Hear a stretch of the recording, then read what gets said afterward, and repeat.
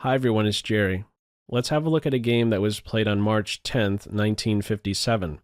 This was played in New York at the Manhattan Chess Club. Game 2 of 2 from this mini exhibition match between 14-year-old Bobby Fischer, playing on the white end, and Max Euwe. This game was unknown for quite some time, unpublished for over 50 years, and it wasn't until Frank Brady came around and shared this game with us.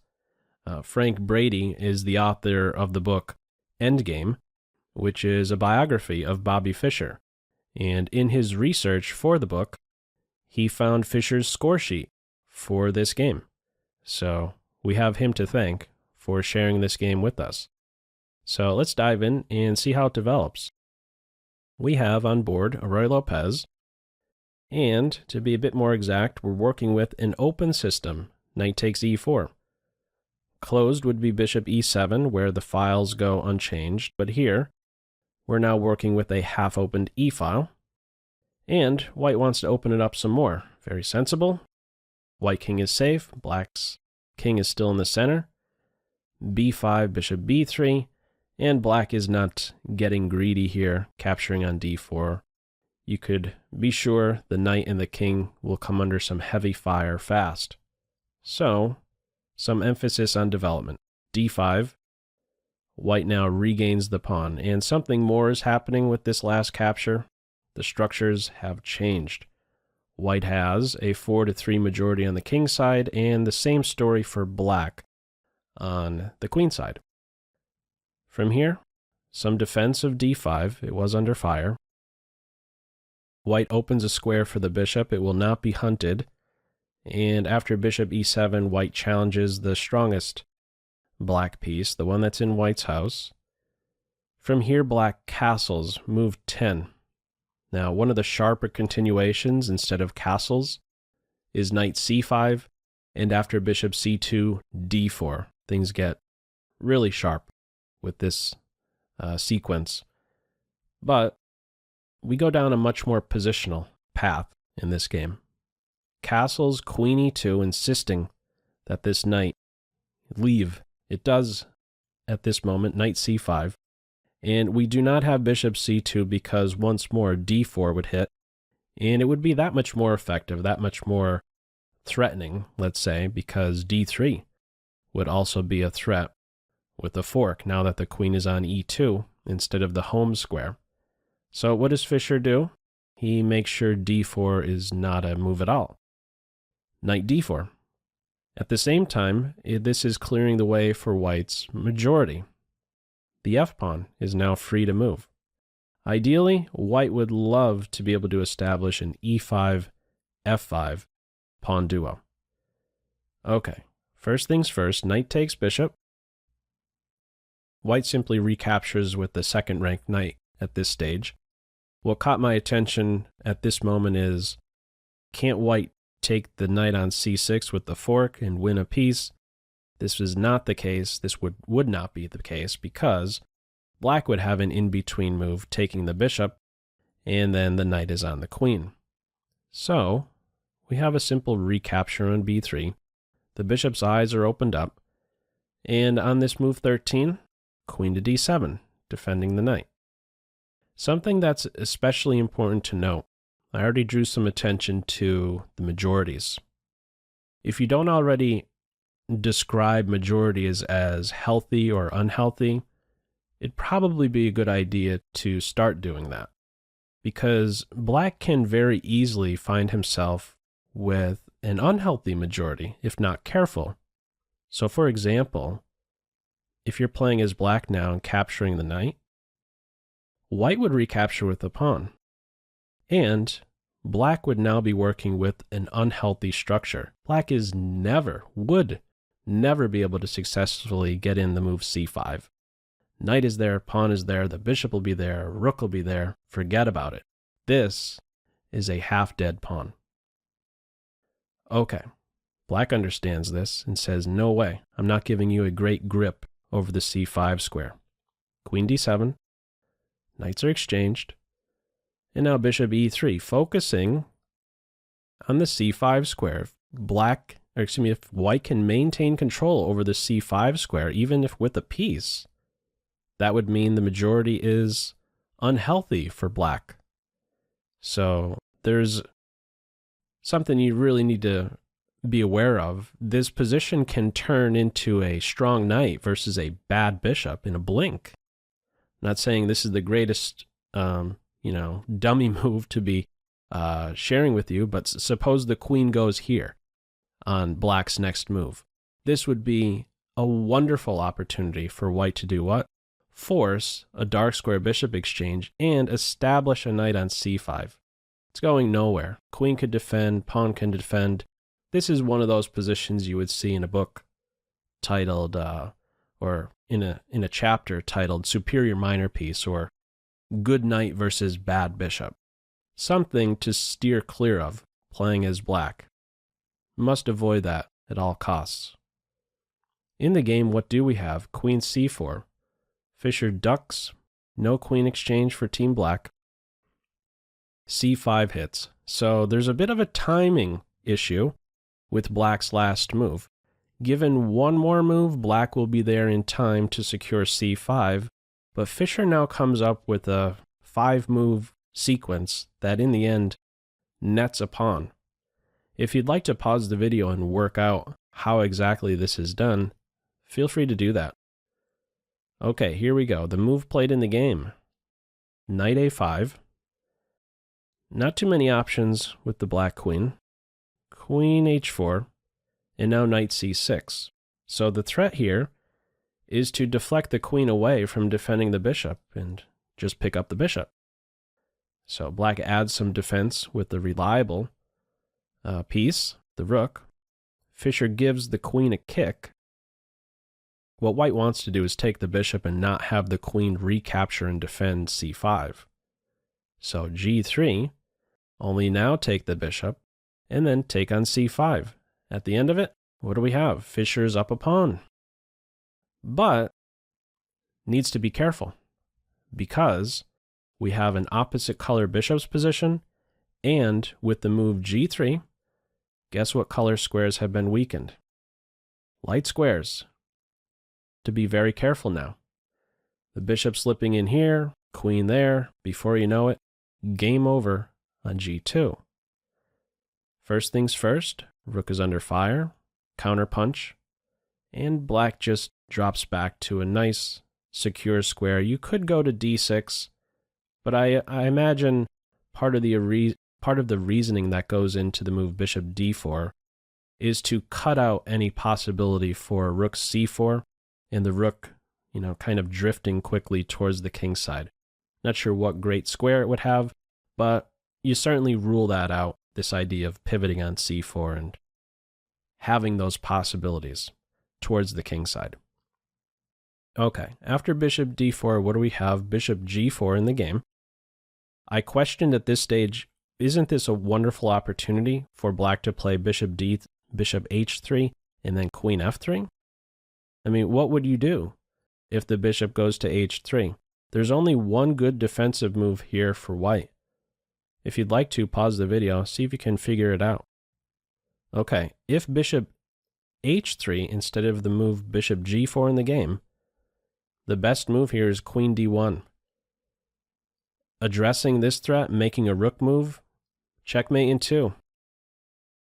The idea here, the best move is queen d1, offering a queen exchange. Queen takes queen, you would take with the rook and get out of the bishop's way. And if the queen moves, now we can move the rook without fear of queen f3. We're guarding that square. Anyhow, in the game, bishop g4, looking to get in at a different angle, bishop f3, queen h3, one way or the other. Queen, bishop, on these two squares, queen g2 for mate. What does Fischer do? f4. So this is allowing some lateral defense of the g2 square, even if black has the pieces here somehow. The major pieces can guard g2, now that the pawn is on f4. From here, rook c6. Looking for this stuff. Queen is there, though, to defend. What does Fischer do? Opens it up on the other side of the board. queenside. This rook is unprotected. Black is still without a flight square. B takes A, rook takes. Rook h6, this is defended. Queen is there. The queen you can rely upon as defense for h2. Can't be distracted. Queen f2 in the game. There is a better continuation. White maintains a small plus and can really build on it with move 26. There is a better move besides queen f2. Computer likes bishop f3, questioning the rook's position on h6. Threat here is f5, and white is close to gaining some control over these very weakened light squares. What am I talking about exactly? Just as an example, if bishop e3, and let's say rook here, f5. The rook is hit, and then rook here. We at least, as white, start to control some light squares. f5, this earlier mentioned duo, is in. And now black has to worry about e6 or f6. There would be absolutely no attack for black if white can establish this position. What happens in the game? Queen f2, bishop f5, white doubles on the a file, and rook to c8. This pawn on a6 is poison. It's attacked twice, defended once, but if you try and pick up the pawn, that would mean what? It would mean white's back rank is vulnerable.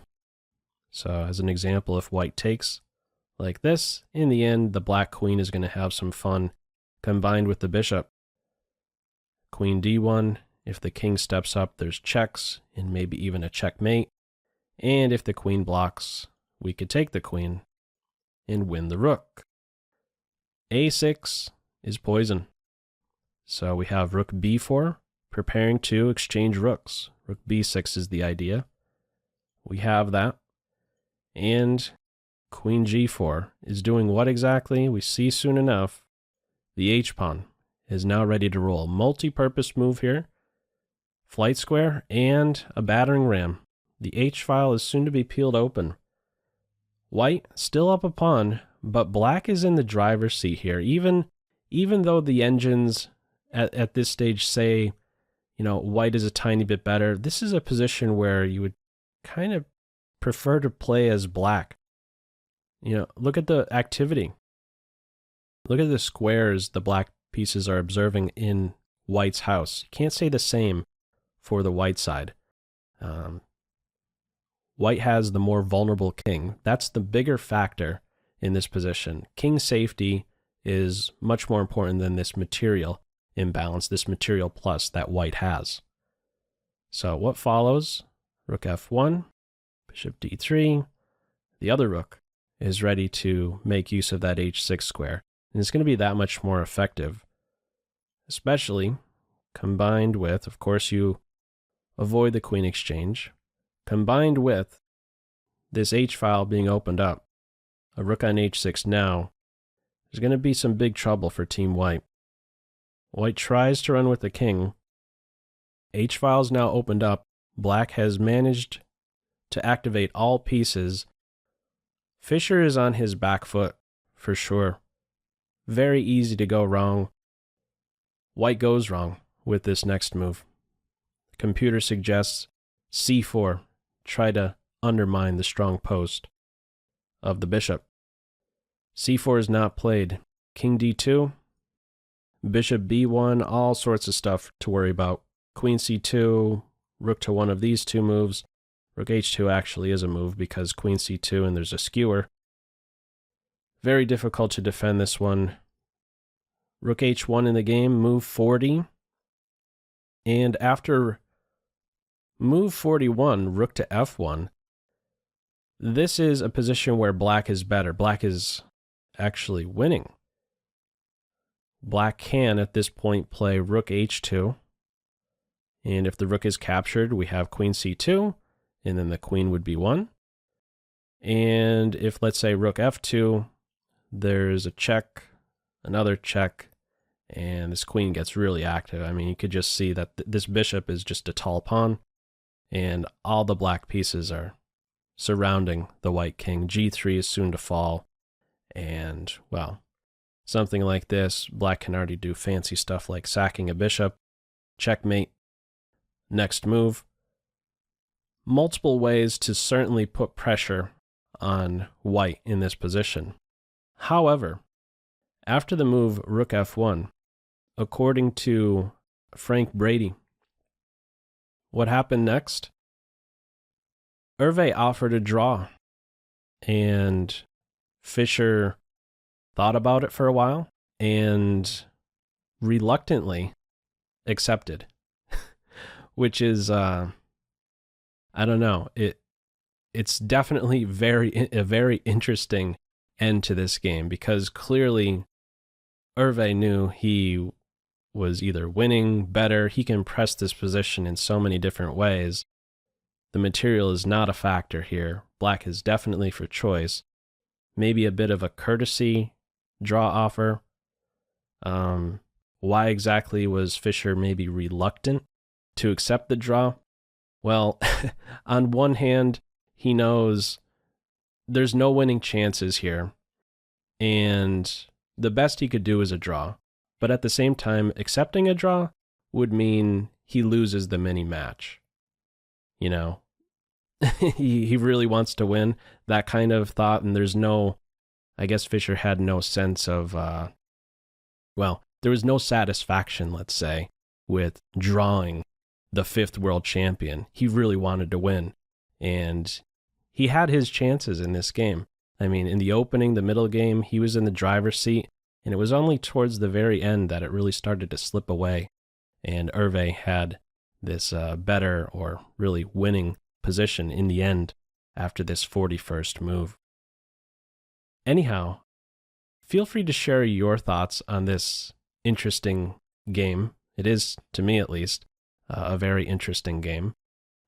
Feel free, as usual, to leave any comments in the comment section below. I hope you enjoyed it and maybe even took a thing or two away. That's all for now. Take care. Bye.